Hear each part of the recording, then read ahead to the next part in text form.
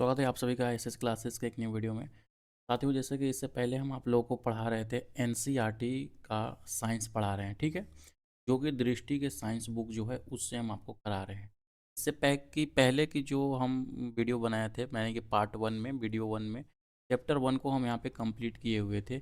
इसमें हम जो देखेंगे चैप्टर 2 देखेंगे, जिसका नाम है क्या हमारे आसपास के पदार्थ शुद्ध है।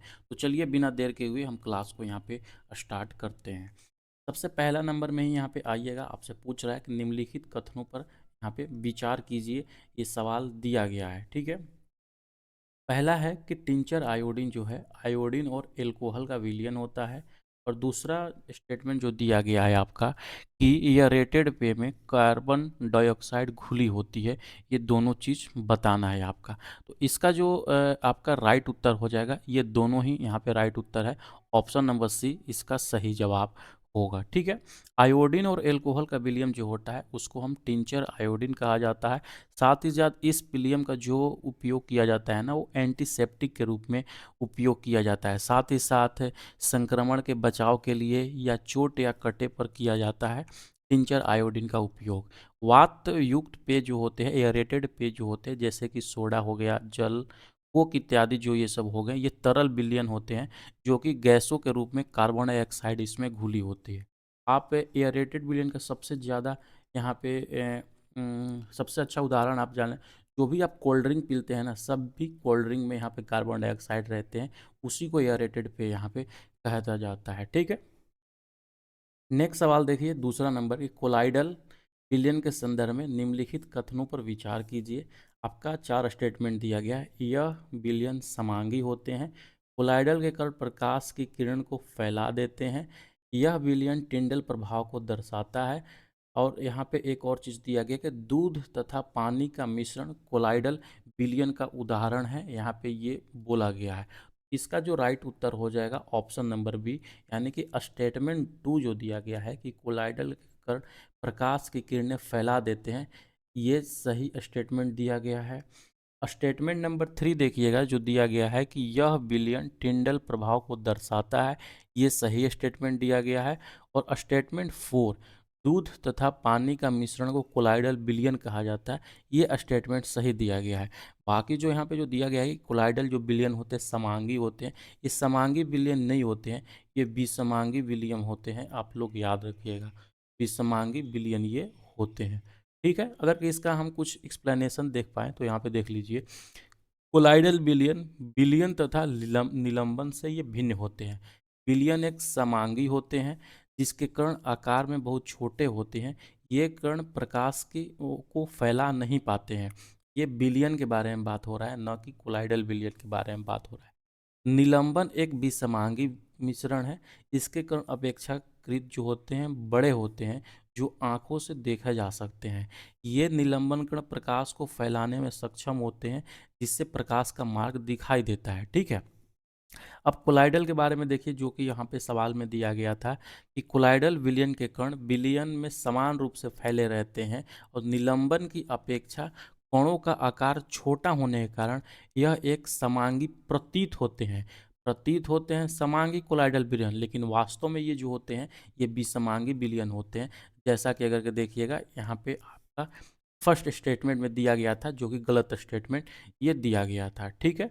उसके बाद है कि कोलाइडल के कण प्रकाश की किरणों को आसानी से फैला देते हैं।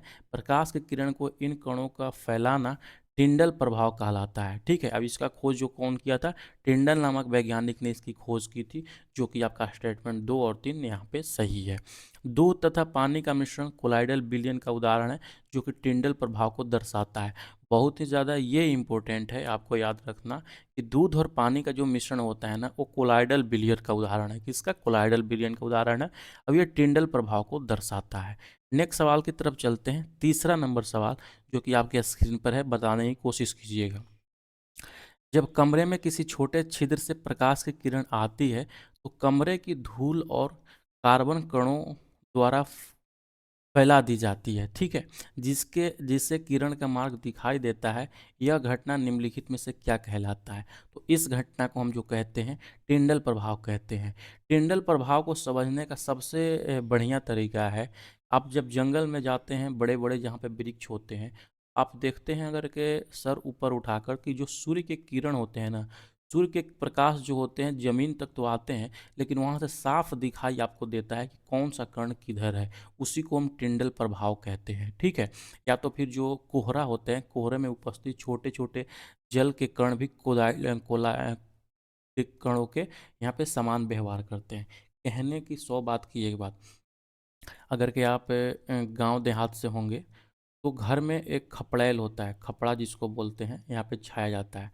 आप ध्यान से देखे होंगे जब सोए होंगे तो छोटा सा अगर के जहाँ पे छिद्र होता है ना, वहाँ से प्रकाश डायरेक्ट रूप से घर में प्रवेश करती है, और वहाँ से आप साफ देख सकते हैं कि कौन सा कण उसमें अलग अलग दिशा में वहाँ पे गमन कर रही है।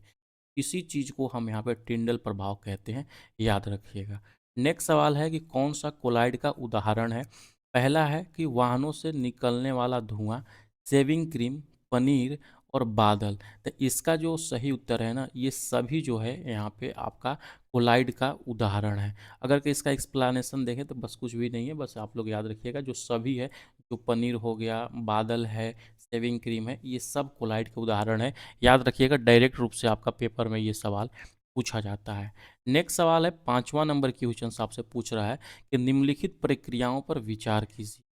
जांच प्रयोगशाला में रक्त और मूत्र की जांच, डेयरी या घर में क्रीम से मक्खन निकालना, कपड़े धोने के मशीन में भीगे हुए कपड़ों को सुखाना।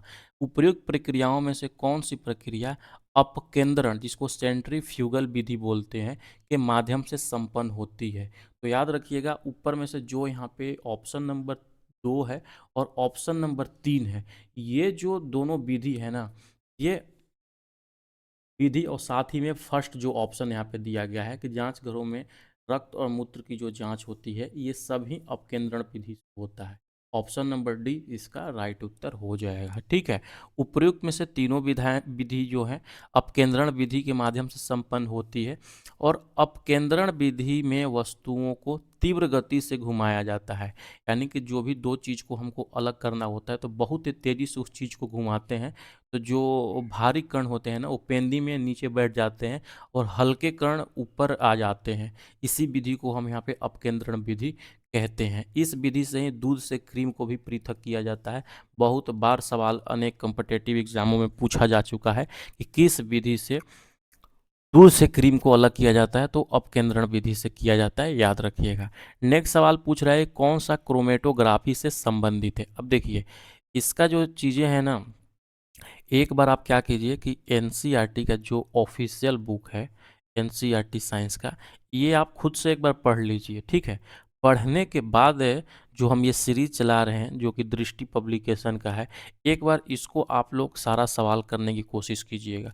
ये दो चीज़ कर लीजिएगा ना, तो आपका यहाँ पे साइंस में सवाल कभी नहीं छूटेगा। अगर कि जिनको एनसीईआरटी का साइंस भी पढ़ने में दिक्कत होती है, तो हम जो नोट्स दिए हैं वो हमसे ले सकते हैं। 9176 800 345, इस पे आप हमको व्हाट्सअप कर दीजिएगा। चैप्टर वाइज क्लास 6 से लेकर क्लास 10 तक का हम नोट्स साइंस का प्रोवाइड करा देंगे। ये नोट्स जो होते हैं पैड नोट्स होते हैं, अगर कि आप लोग में से बहुत सारे लोग लिए होंगे तो उसका फीडबैक आप लोग जरूर दीजिएगा, ठीक है। डिट्टो सेम जो भी एनसीईआरटी साइंस है वो सब कुछ हम एक पीडीएफ में क्लास 6 से लेकर क्लास 10 तक कर दिए हैं। जो भी इंपॉर्टेंट पॉइंट्स, थ्योरी वगैरह है, सब कुछ बस आपको पढ़ने की ज़रूरत होती है।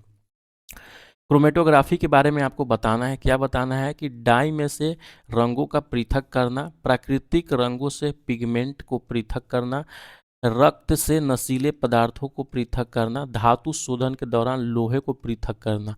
तो जो ऊपर में 3 चीज़ दिखाई गया है ये क्रोमेटोग्राफी का काम है, लेकिन जो ऑप्शन 4 दिया गया है बाबू, ये ऑप्शन 4 ये प्रभाजी आसवन के द्वारा होता है। तो यहाँ पे पूछ रहा है क्रोमेटोग्राफी से संबंधित है, तो ऑप्शन नंबर ए यहाँ पे इसका राइट उत्तर हो जाएगा, ठीक है।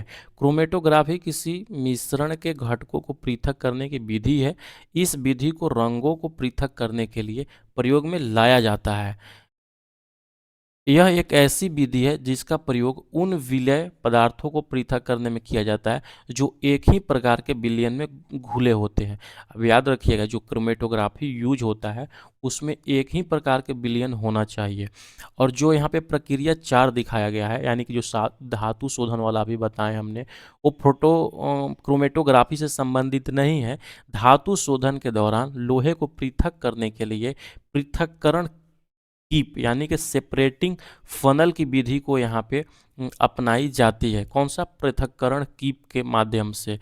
इस विधि के सिद्धांत के अनुसार आपस में नहीं मिलने वाले घनत्व के अनुसार विभिन्न परतों को पृथक किया जाता है। जो अभी हमने आपको बताया कि जो धातु शोधन जो होते हैं, प्रभाजी आसवन बताया, उसको याद नहीं रखिएगा। इसके लिए जो प्रयोग किया जाता है वो प्रयोग किया जाता है पृथक्करण कीप यानी कि सेपरेटिंग जो फनल्स होते हैं उसके द्वारा इसको अलग किया जाता है। अगला सवाल है 7 नंबर सवाल कि निम्नलिखित प्रक्रियाओं में से कौन सा क्रिस्टलीकरण विधि के अनुप्रयोग है, यानी क्रिस्टलाइजेशन के बारे में बताना है।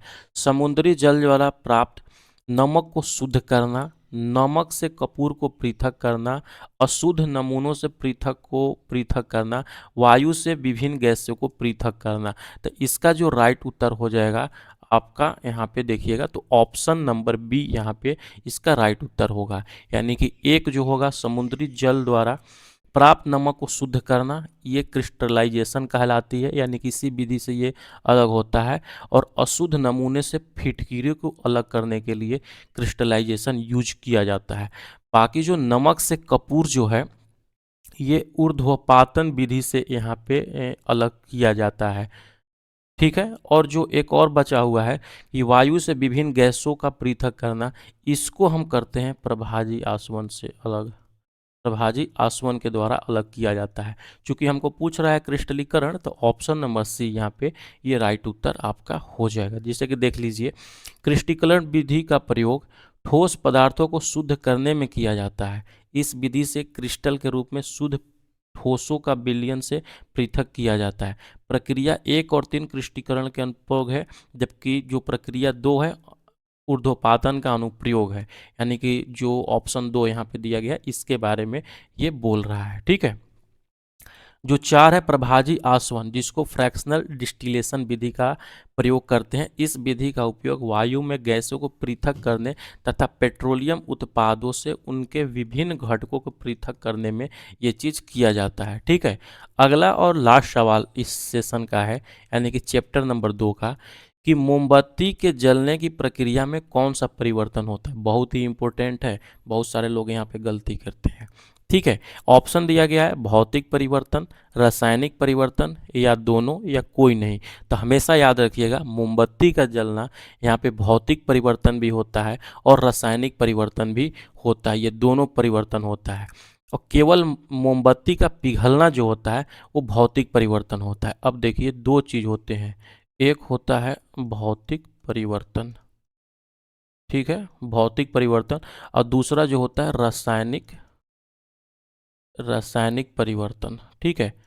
ये दोनों चीज़ों को याद रखने की बहुत ही आसान समझ होना चाहिए आपको। भौतिक परिवर्तन वैसे परिवर्तन को कहते हैं जो कि आपस में इंटरचेंज हो सकते हैं, जैसे बर्फ का बर्फ यहाँ पे लिख दीजिए, बर्फ का जमना। ठीक है। ये क्या है? भौतिक परिवर्तन है। अब हमने बताया कि ये दोनों जो अवस्था होती है आपस में इंटरचेंज होना चाहिए। यानी कि बर्फ़ जो कैसे बना है, वो पानी से बना है।